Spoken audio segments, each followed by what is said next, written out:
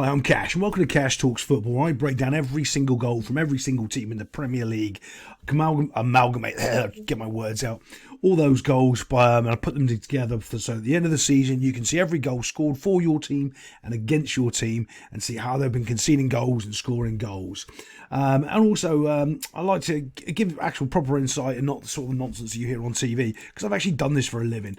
So, there's a little bit of difference here when you watch. If you're watching this Wolves back four, they're all over the place, right? You can see that they've been sucked over to the one side, and then they're missing basically a player here. He should have already read this situation and come back in and covered, because they've all been sucked over to this side. He hasn't identified that danger. If you see your centre back, your whole team wandering over there, come in and cover so this doesn't happen. So all of a sudden, this break happens, where this problem happens. And if he was about five, he would have been here when the ball was on the halfway line, so he'd been here right now. He'd been able to run and cover for this.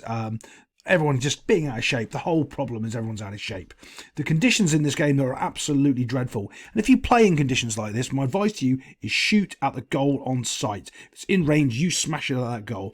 There's a couple of things that will happen. Your standing foot will give way and you will fall over because it is so rainy. The ball will slip off your foot. But I'd say if you take 5 shots, 2, maybe 3 on target, you're getting a goal.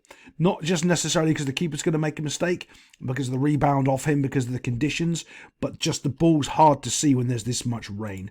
And here we go. And the reason why I'm bringing that up is because of this little wee man here, as he's running forward. Now it's just a sheer 1v1. The keeper's kind of in no man's land. I kind of like where the keeper is. I like the fact he's not rushing out and trying to make this guy make a decision, because there are defenders with him. There are defenders that might be able to stop him taking a strike at goal or slow him down. They don't. He just manages to keep running and he just smashes it to the top corner. I mean, that's just quality. It's a quality goal. It's a quality finish, but it goes back to their team shape at the start. As soon as they were out of the team shape, no one sort of compromised where they were playing and trying to fill in the gap. You saw that one guy that I was trying to point out there, the guy who's kind of in the left back position.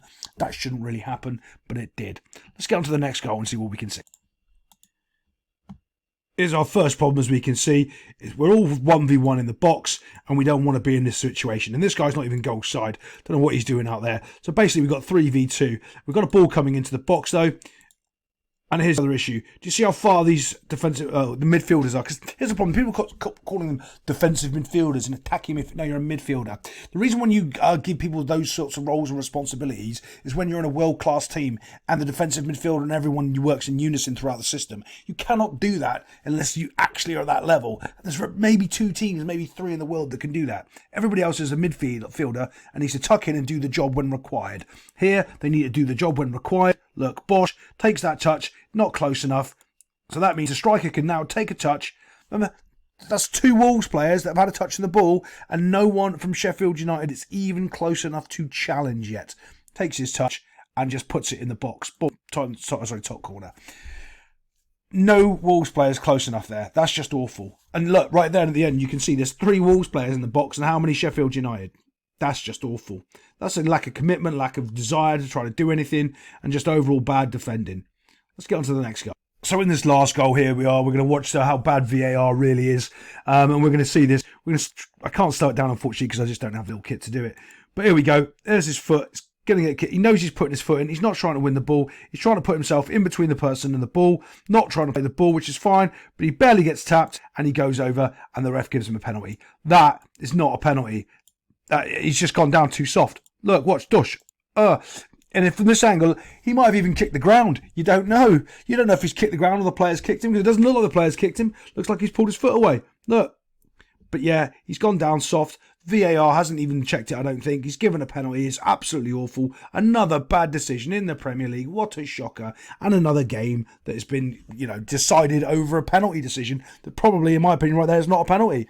I don't get a look at all the VAR angles because there isn't any VAR. Apparently they went on holiday to see how they could fix the Man City game or do whatever they were doing somewhere else. But yeah, not a penalty, but it was a penalty. And there we go. We get another goal. Who cares? Yes, goes into the net box. Brilliant.